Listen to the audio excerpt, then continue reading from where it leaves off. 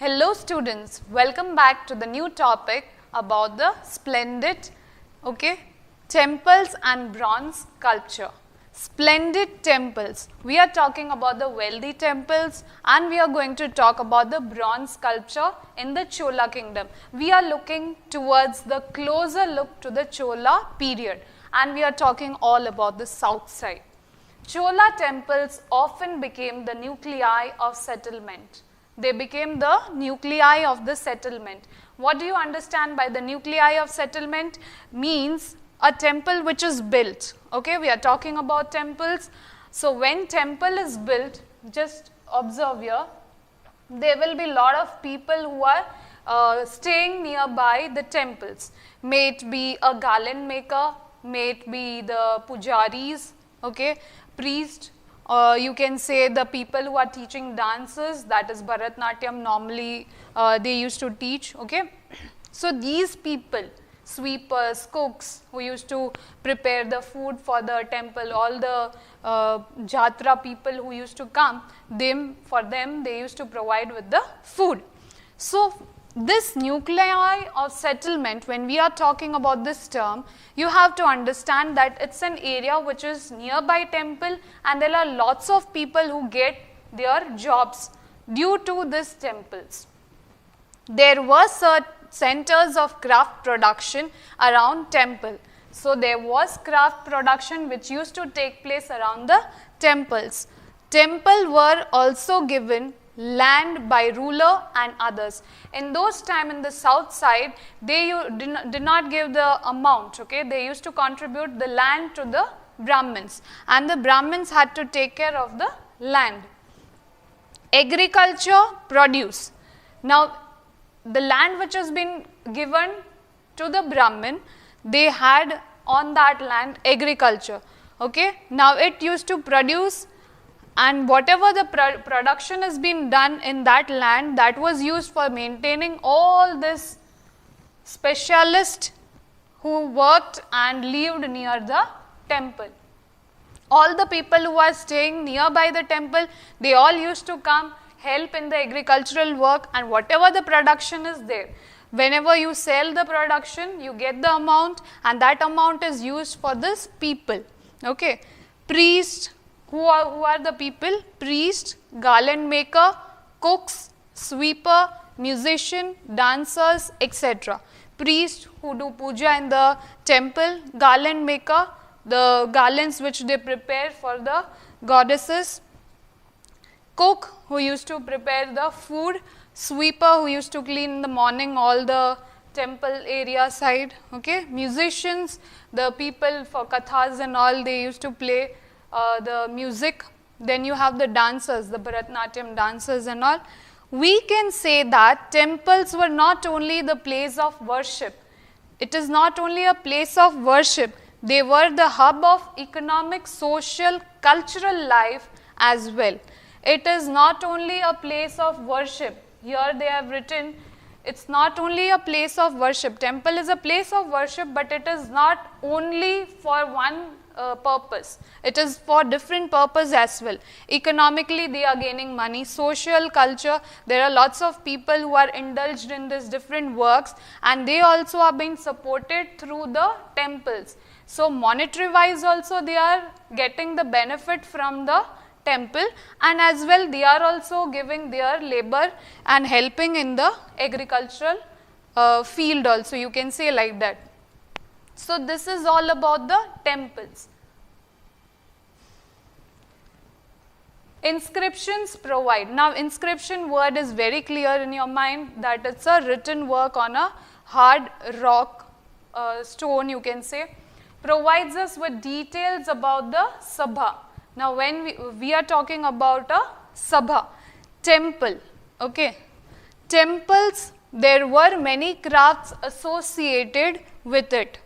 The making of bronze image. You can see a bronze image in your textbook also, you have a bronze image. In those time period in the Chola kingdom, there was the making of the bronze sculpture. The making of bronze image was the most distinctive one. bronze image of Chola period were considered as the finest in the world, while most of the images were of deities. Sometimes images were made of devotees as well. Most of the times the art form of god and goddesses only will be there.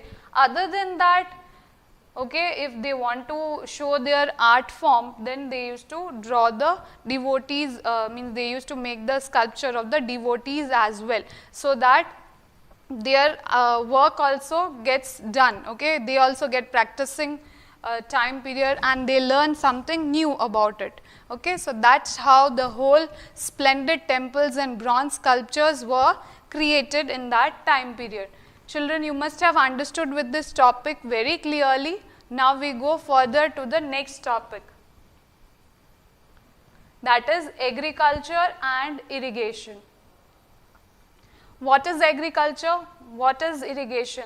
Everything in detail we will try to understand.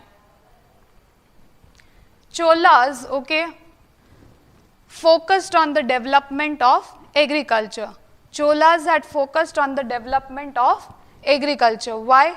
Because under Chola period, large scale cultivation was started. Most of the area, that is the forest area, was cleared. The area of Chola period or the Chola kingdom, okay, there the cultivation process was to be done. So forest was cleared. There were lots of forests. Now you have to plow the area, okay, then you can grow the crops and all, seedlings you have to put. So for that reason, forest needed to be cleared off. Then land was to be leveled, and in this area embankments were made to prevent flooding, and canals were constructed to carry water to the fields. In many areas 2 crops were grown in a year. Embankments were made. Embankments were made means walls were made where the rainwater used to come. Okay, so rainwater used to be there, and for them, okay, and that's how the prevention, okay, they used to make a boundary type of thing, and here the water flows. So that's how the water was prevented, so the villages do not drown. So canals were constructed to carry water to the fields. Now fields are at a far distance. From there the water used to come through the canals which were dug in, and with that process the agriculture also used to get lots of water, and in a single year they used to get 2 crops grown in a single time period. Okay. To provide water to the crop, artificial arrangement was done. What they did, a variety of methods were used for irrigation purpose. Now you need water, okay, for the agriculture purpose. So that is what we discussed in the previous thing. Wells were dug. Wells were dug. Tanks were constructed to collect water. There were tanks where the water was stored, rainwater can be stored. Canals were used to supply water. Just now only we talked about canals. Agricultural area, okay, the field used to be very far off, and the people couldn't get the water, okay, so they had put the canals, so it becomes easy for them to get the water. Rainwater when available, it is good for them. Other than that, rainwater when not available, then through canals they use this medium to grow crops. These whole work requires planning, organizing and maintaining variety of issues. Rulers and people living in a village took an active interest in these activities. All together, okay, they contributed for the growth of this agriculture and irrigation. Everybody is a part of any particular thing, and here they are mentioning about planning.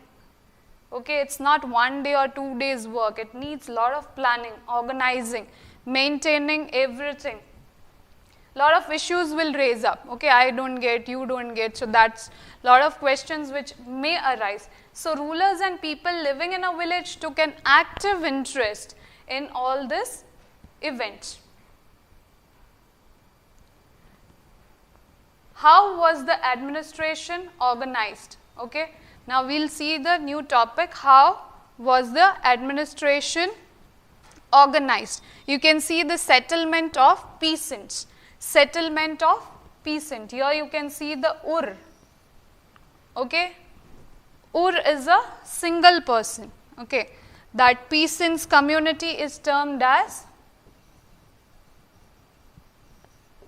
peasant community is termed as Ur. Now all together, all the different types of Ur together,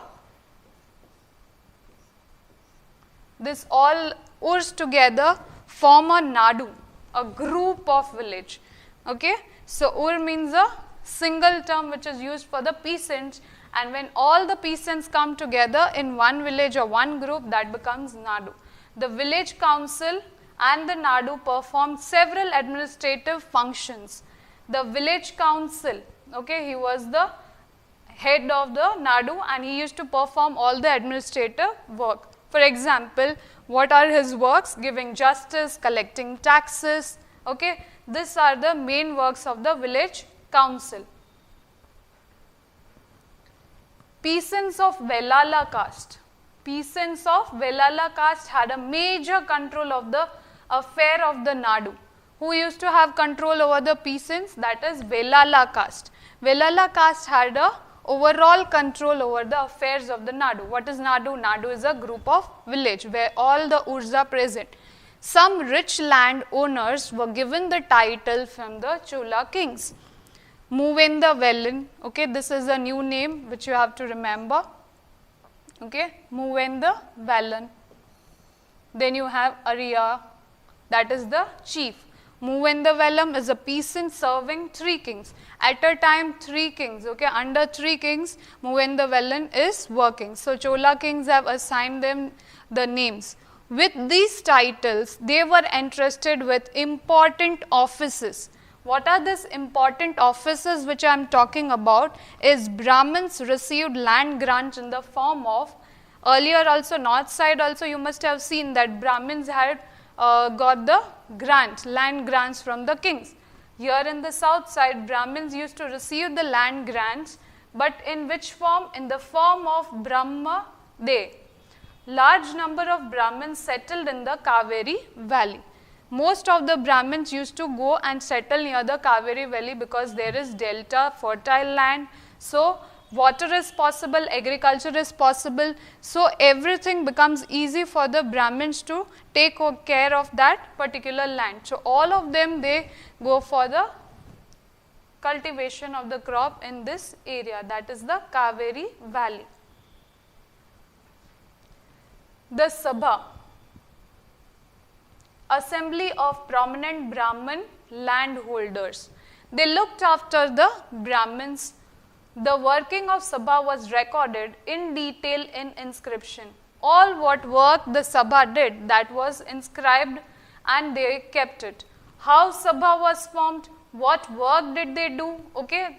These are the questions which you have in your mind that we will solve just now only. We will try to understand in detail. The working of Sabha was recorded in detail in inscriptions, and 2 questions you have: how Sabha is formed and what work did they do. Another important group was known as Nagaram. What is the other term used for the other group? They use the term Nagaram, association of traders. Nagaram is an association of traders, the people who do business. Occasionally performed administrative functions in the towns as well. Sabha has separate committee to look after various works. This Sabhas had assigned different committees to look after to the various works. Committees for irrigation work, garden, temples, etc. Okay, so committees were assigned, different committees for irrigation purpose, for garden purpose, looking after a committee for garden, committee for irrigation, committee for temples, etc. Who were the members and how did they become the members? Here you can see the inscription where the writing work is done. Inscription from Uttrar Merur in Chinglaput, that is the district of Tamil Nadu. We got an inscription. From there we come to know about how this committee was formed and how the work used to be done. Sabha has separate committee to look after various works. These committees for irrigation works, garden work, temple work, etc. Now we will try to understand who were the members and how did they became these members. Okay? Let us see in detail. Inscriptions and text. Okay? The last topic which is there for you to understand, the question which was there in your mind, how the Sabha is formed and election process of a member. Who could be a member of Sabha? Who could be a member of Sabha? All those who wish to become members of the Sabha should be owner of the land. Okay? They should be the owner of the land. Means you have to have your land, then only you can participate in becoming a member of a Sabha. Which land revenue is collected? From where the land revenue is collected? That means you are the owner of the land and you have to pay the taxes on time. They should have their own homes. The second criteria, you should have your personal home. They should be between 35 to 70 years of age group. You have to be 35 to 70. In between you can be and you can participate in joining in the committee. So you have to have your own land, you have to have your own home, you have to have an age group between 35 to 70. They should have knowledge of Vedas. Here one more twist, you should be the learned person and you should be knowing about the religious book, that is Vedas. They should be well versed in administrative matters and he or she should be honest. Okay? You should be knowing administrative work. If you have been assigned with the administrative work and you don't know to do anything, then there is no use of participating in this, okay, Sabha formation or the committee formation. You can't participate. If anyone has been a member of any committee in the last 3 years, he cannot become a member of another committee. Now here a criteria which is put. Suppose before 3 years you have participated, then for the next 3 years you cannot participate. Okay. So, and anyone who has not submitted his accounts and those of his relatives cannot contest in the election. First you have to clear with all your revenue taxes which are there. Okay. Once it is done, you have to see that your relatives also have cleared with all the taxes. Once that's done, then only you can participate. If any of your relative has not paid the land revenue taxes, then you cannot take part in this contest. So is it clear now? You have to be the owner of the land, you have to have your personal home, age group will be from 35 to 70 years, knowledge of Vedas, you have to be well versed in administrative matters and you have to be honest. And you can participate only if your relative have paid the land revenue tax, you have paid the land revenue tax, and if you have been a committee member earlier, then for 3 years you cannot become the committee member. Okay. Now we will go for the second topic, that is election process of a member. How the election is being done. Name of the eligible member were written on a small tickets of a palm leaf. Okay. On the palm leaf they used to write the names. There are lots of members who will be coming, okay, and their names will be written on that, and that will be put, this ticket will be put into an earthenware pot. So in a pot they used to put this palm tree, this ticket, okay, and then you get the chance. How you get the chance? A young boy was asked to take out the ticket from for each committee, different committees which are assigned. So this is how the whole process used to take place for the election of the committee member. So hope children you have understood with the whole topic. Now we'll meet in the next chapter. Till then, bye bye.